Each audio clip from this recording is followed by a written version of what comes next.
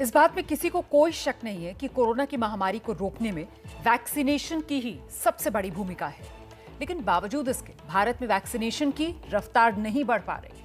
सरकार कह चुकी है अगस्त से दिसंबर के बीच ज्यादातर लोगों को वैक्सीन लग जाएगी, लेकिन उसमें तो अभी बहुत वक्त है। अच्छा, दूसरी तरफ चीन ने बहुत ही तेजी से अपने लोगों को टीका लगवाना शुरू कर दिया है। पिछले हफ्ते उसने एक दिन में करीब 1.5 करोड़ लोगों को टीका लगाकर वर्ल्ड रिकॉर्ड बना दिया। वैक्सीनेशन का चीन मॉडल क्या है और भारत में कैसे बढ़ेगी वैक्सीनेशन की रफ्तार? इन तमाम सवालों का जवाब जानने के लिए ये रिपोर्ट देखिए। तो कुल मिलाकर ये वो सवाल हैं जिनका जवाब देश को जानना चाहिए, क्योंकि हम सब जानते हैं कि कोरोना का कहर जिस तरीके का देश पर टूट रहा है, उससे बचने के लिए सिर्फ और सिर्फ एक ही तरीका है और वो तरीका है वैक्सीनेशन। कहां तो उम्मीद ये की जा रही थी कि वैक्सीनेशन की रफ्तार वक्त के साथ साथ और बढ़ती हुई नजर आएगी, लेकिन हो इसके उलट रहा है। पिछले कुछ दिनों में लगातार वैक्सीनेशन की रफ्तार धीमी पड़ती जा रही है और इसकी वजह हम सब जानते हैं कि वैक्सीन ही नहीं है देश में। तो भारत में आखिरकार वैक्सीन की रफ्तार कैसे बढ़ेगी और चीन ने कैसे वैक्सीनेशन का वर्ल्ड रिकॉर्ड बना दिया? इन तमाम सवालों के जवाब जानिए इस रिपोर्ट में।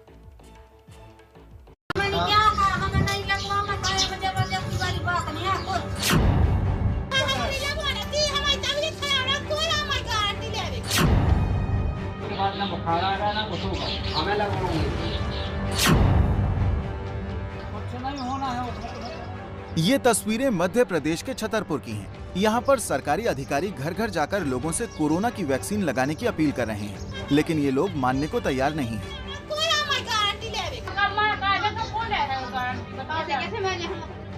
दरअसल यहाँ के कई गांव में वैक्सीनेशन को लेकर अजीब सी अफवाह फैली हुई है। ग्रामीणों का कहना है कि चाहे इन्हें सरकारी अनाज मिले या ना मिले, लेकिन ये वैक्सीनेशन नहीं करवाएंगे। इन्हें डर है कि वैक्सीनेशन लगाने से इन्हें कुछ हो जाएगा। इंजेक्शन लग रहा तो उन्हें 10 दिनों बुखार चढ़ा, उसको कोई जवाब नहीं। मरने लगे तो 280 लगे मरे करूँगा।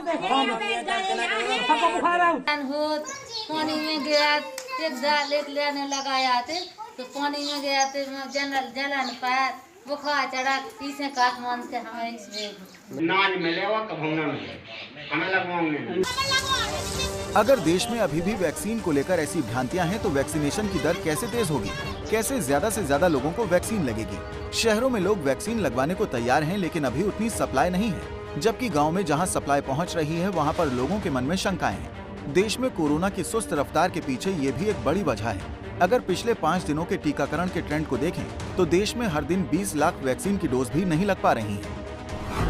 15 मई को 17,33,232 वैक्सीन डोज लगी थी, जबकि 16 मई को तो सिर्फ 6,91,211 डोज ही लग पाई। इसके बाद 17 मई को फिर 15,10,418 डोज लगी। इसके बाद पिछले 2 दिन से फिर गिरावट है। 19 मई को तो यह आंकड़ा 11,66,000 ही रहा। ये तस्वीरें बेंगलुरु की हैं। बेंगलुरु में लोग लंबी लंबी कतार लगाकर वैक्सीन लगवाने को आ रहे हैं, लेकिन जब वैक्सीनेशन सेंटर पहुंच रहे हैं तो इन्हें निराशा हो रही है। ज्यादातर लोग वैक्सीन न मिलने की वजह से गुस्से में नजर आए।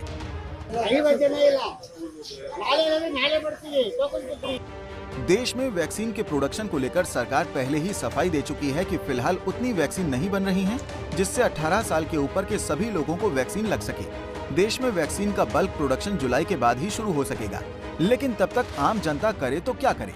लोगों में वैक्सीन का गुस्सा इस बात को लेकर भी है कि वैक्सीनेशन की रफ्तार पिछले महीने से भी कम हो गई है।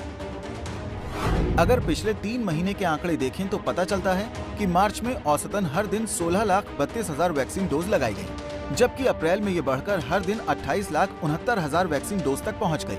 लेकिन मई में फिर से मार्च जैसी धीमी रफ्तार है। मई में हर दिन औसतन करीब 16,85,000 डोज ही लग रही हैं। टीकाकरण की रणनीति में भी हर स्तर पर राज्यों और अनेक स्टेक होल्डर से मिलने वाले सुझावों को शामिल करके आगे बढ़ाया जा रहा है। अगर आबादी के हिसाब से तुलना की जाए तो भारत से बड़ा एक ही देश है चीन। चीन की आबादी 150 करोड़ के करीब है।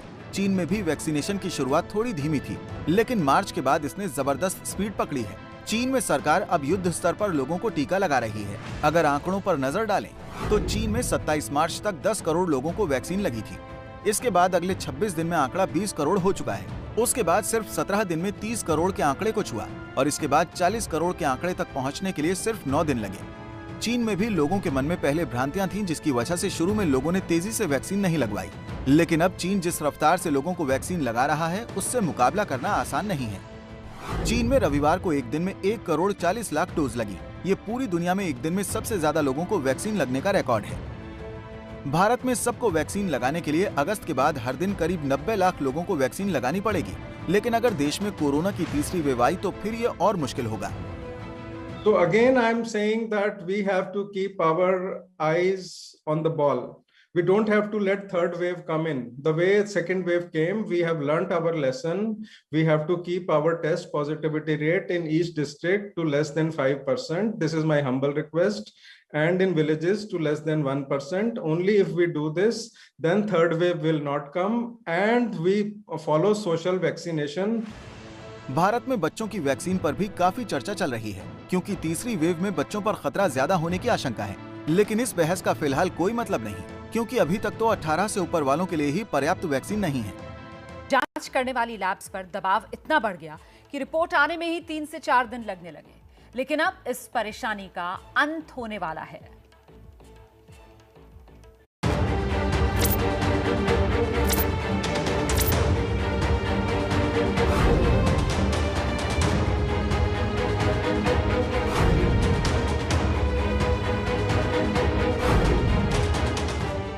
इस वक्त आप जो तस्वीरें देख रहे हैं वो उसी किट की हैं, जिससे आप घर बैठे कोरोना की जांच कर सकते हैं। इस किट को पुणे के माई लैब डिस्कवरी सॉल्यूशंस ने बनाया है, जिसे नाम दिया गया है कोविसेल्फ। ICMR ने इसे मंजूरी दे दी है। इसके लिए आपको सबसे पहले अपने मोबाइल में एक ऐप डाउनलोड करना होगा, जिसका नाम है माई लैब कोविसेल्फ ऐप। इसे आप गूगल प्ले स्टोर से डाउनलोड कर सकते हैं। इसके बाद आपको टेस्ट कैसे करना है वो समझिए। सबसे पहले होती है ये बफर ट्यूब, जिसे आपको 2-3 बार टैप करना है और आप इसे अनकैप कीजिए। उसके बाद होता है ये नेजल स्वॉब। ये नेजल स्वॉब के निचले हिस्से को पकड़कर आपको इसे ब्रेक करना है और ये स्वॉब आपको निकालना है। इसके बाद जिस व्यक्ति की टेस्ट करनी है उसके नाक में इसे मात्र 3 से 4 सेंटीमीटर अंदर आपको डालना है और 5 बार आपको रोल करना है।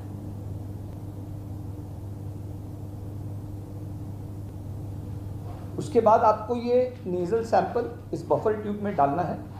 इस ट्यूब को प्रेस करके इसे 10 बार आपको हिलाना है। उसके बाद इसमें ये ब्रेक पॉइंट दिया गया है, जहाँ से आपको इस नेजल स्वॉब को तोड़ देना है ताकि कंटैमिनेशन का कोई खतरा न रहे। उसके बाद आप इस को ये ड्रॉपर के द्वारा टाइटली सील करेंगे और ये जो कैसेट दी गई है इस पाउच के अंदर, ये टेस्टिंग कैसेट आपको दी गई है। इसमें आपको मात्र 2 बूंद 2 ड्रॉप्स